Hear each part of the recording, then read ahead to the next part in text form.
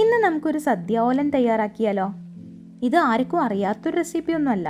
ഏറ്റവും എളുപ്പത്തിൽ ആരൊക്കെ വേണമെങ്കിലും ഉണ്ടാക്കാൻ പറ്റുന്നതാണ്. അതുപോലെ തന്നെ അത്ര സ്വാദോടുകൂടി നമുക്ക് ചോറൊക്കെ കൂട്ടിക്കഴിക്കാൻ ഇഷ്ടമുള്ളൊരു ഡിഷാണിത്. അപ്പം നമുക്ക് തുടങ്ങിയാലോ? ഞാനിന്നിവിടെ കുമ്പളങ്ങയ്ക്ക് പകരം എടുത്തിരിക്കുന്ന വീട്ടിലുണ്ടായ നല്ല കണിവെള്ളരിയാണ് കേട്ടോ.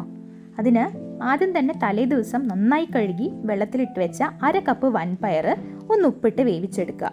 ഞാനിവിടെ കുക്കറിൽ 2 വിസിലാണ് അടുപ്പിച്ചിരിക്കുന്നത്. ഇനി വെള്ളരിക്ക് നന്നായി തൊലിയൊക്കെ കളഞ്ഞ് ഓലൻ്റെ പാകത്തിൽ കുറച്ച് തിന്നായിട്ട് അരിഞ്ഞെടുക്കണം.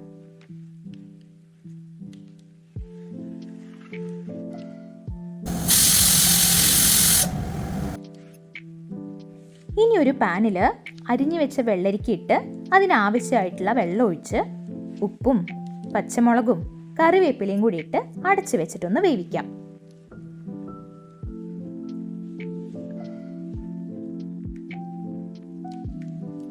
വെള്ളരിക്ക വെന്ത് കഴിയുമ്പോഴേക്കും അതിലൊഴിച്ചു വെച്ച വെള്ളം വറ്റാറായിട്ടുണ്ടാവും.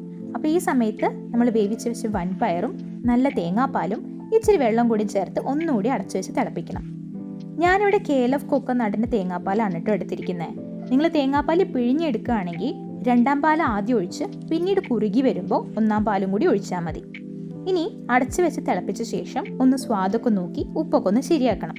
ഞാനിവിടെ ഈ സമയത്ത് ഒരു 1/2 ടീസ്പൂൺ പഞ്ചസാരയും കൂടി ഇടുന്നുണ്ട് കേട്ടോ. അത് ആ മധുരത്തിൻ്റെ ടേസ്റ്റ് ഇത്തിരി ഇഷ്ടമുള്ളവർക്ക് മാത്രം ഇടാവുന്നതാണ്.